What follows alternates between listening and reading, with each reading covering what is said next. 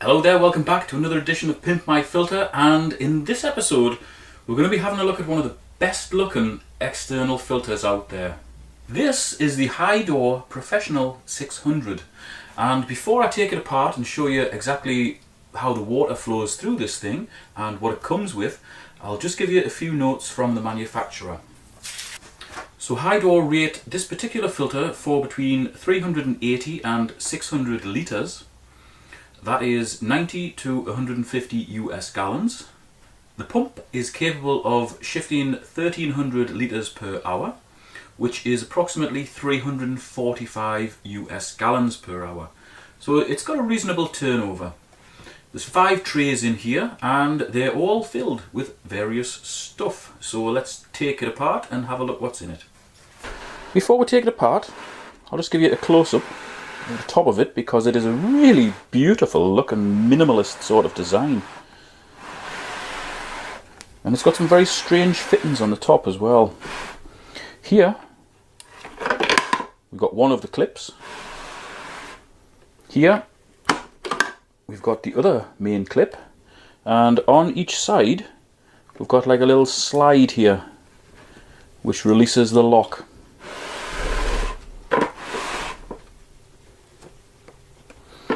And when all of that is loosened, it allows the top to be lifted out. So the water comes in, drops down the hole here, goes all the way through the trays to the bottom, and then rises back up through the trays and gets sucked out by the pump back to the tank. Now these trays fit in here probably a little bit too well. They're a very tight fit. So we've got the screen on the top there to stop any media or anything being sucked up into the pump.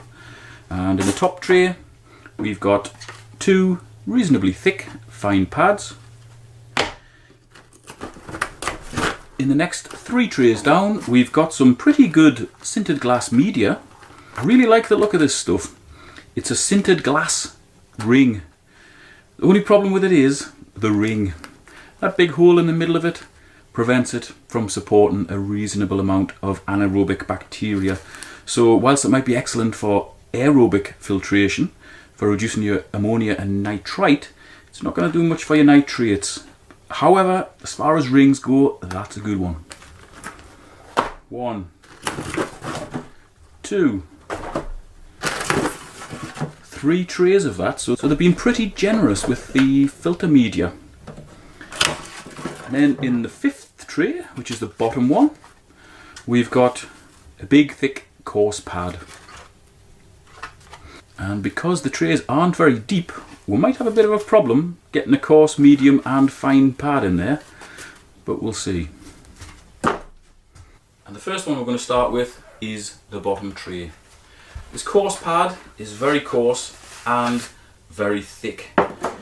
We could get the coarse pad and the fine pad into this bottom tray, but ideally we want to try and squeeze coarse, medium and fine in there. Try and contain all the mechanical filtration in the bottom tray, and that would give us 4 full trays for filter media. Really maximise this filter. If you're a bit worried about cutting your own foams, just cut them a little bit bigger than the template that you're using, which is the existing foam. Try it. If it's too big, just shave it down. It's always easier to take little bits off than it is to add bits on, because adding bits on is not an option. Really, because of the way that Hydor have this thing set up, when it comes from the manufacturer, really the depth of the trays isn't an issue for Hydor because of the way they set this up. You know, that bottom tray, all it had in was 1 coarse pad. Then you're straight into filter media, and then you've got fine pad. But unfortunately that's not the way that filtration should be set up. So the little trays leave us with a bit of a dilemma. That's our coarse, medium and fine. The fine pad is bulging out at the top, but it's very soft. I'm pretty sure that'll flatten down once we get another tray on top of it. It will. So we've just managed to get a coarse, medium and fine in the bottom. Yeah, they could do with being a little bit taller, I think. I took a look at these trays and I'm thinking to myself, do you know these are going to be lucky if to fit a kilo each in here, so we might get 4 kilos in if we're lucky. Each one easily holds 1.3 kilos, so that makes the total amount that I've managed to fit in here 5.2 kilos, which is about 11 pound in imperial measurements for you fellas watching in America. That's a lot of media, but this has got very square sides. It hasn't got like rounded sides or any sort of funny cutouts or anything like that. It's a good, square, efficient tray. In fact, there's 5 good, square, efficient trays. The bottom one, the height of that is a little bit of an issue, but I'm sure with 5 kilos pressing down on this, that top pad is going to fit in there nicely. So now all we need to do is just drop the trays back in here, starting with our mechanical one.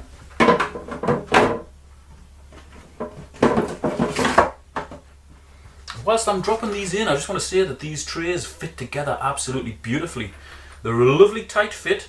They're a tight fit on the sides as well, and you're going to get minimal bypass with this filter. It's very, very well designed.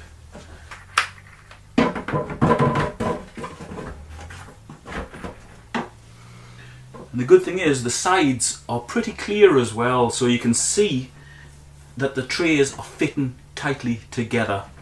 If they're not, you'll be able to spot it, give them a bit of a shake and actually get them fitted tight together to minimise that bypass, or probably eliminate it altogether.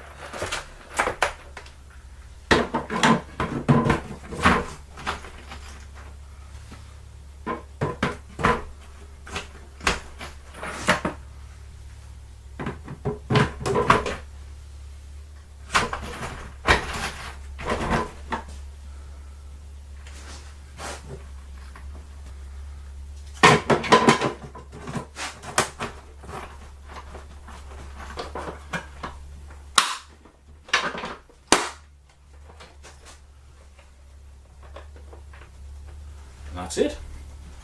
Oh God, considerably heavier than it was when it arrived. One thing I forgot to show you as I was pulling this to bits is that button there. That's the primer. Even that doesn't really sit proud. It's just very neat. Everything about this filter is neat and well designed. Okay, so we managed to fit over 5 kilos of media into this really sleek, well-designed canister filter from Hydor. That puts it on par with the All Pond Solutions 2000 EF, or EF2 Plus as I think it's called now. The Sunsun 304 or 304B maybe. And also on par with the FX5 and FX6 from Fluval, which is that real monster filter that we took a look at a few videos back. It's a really, really good filter. Well made, well designed, decent turnover rate. It's only 19 watts as well, that pump, so it's not going to cost the earth to run. As far as the reviews of it go, it's very quiet. Minimal bypass, if any, in here, because of the design of it, and really all around I really like this filter. So I would definitely recommend it. The price of it is pretty good too. I'll put the link to it in the video description. I think it's available worldwide, so it should be a worldwide link.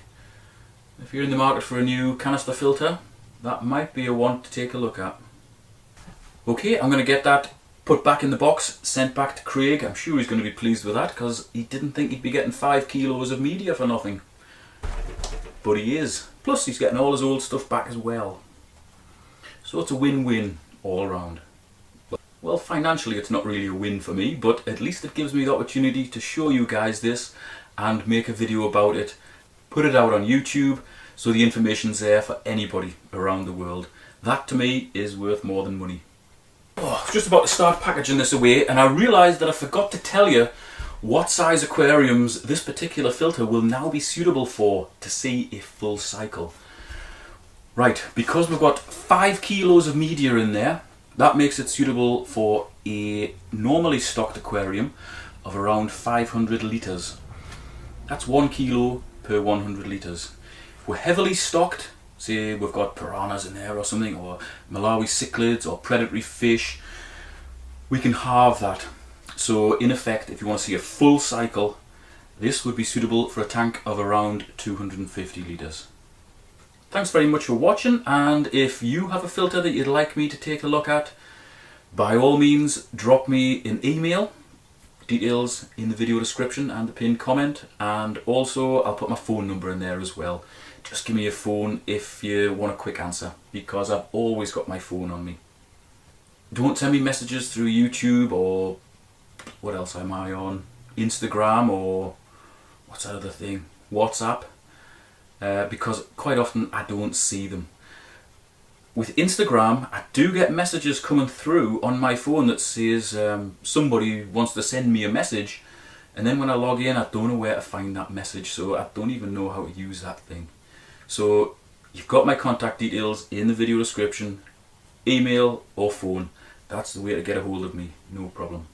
And remember, this service of upgrading your filters and getting them back to you free of charge is only available for people in the UK due to the shipping costs. This, to send to America or Australia, would cost me a small fortune. I think it would probably cost me as much, if not more, than the media that's gone in here has cost. So I would be bankrupt if I started sending them worldwide. Thanks for watching. See you next time.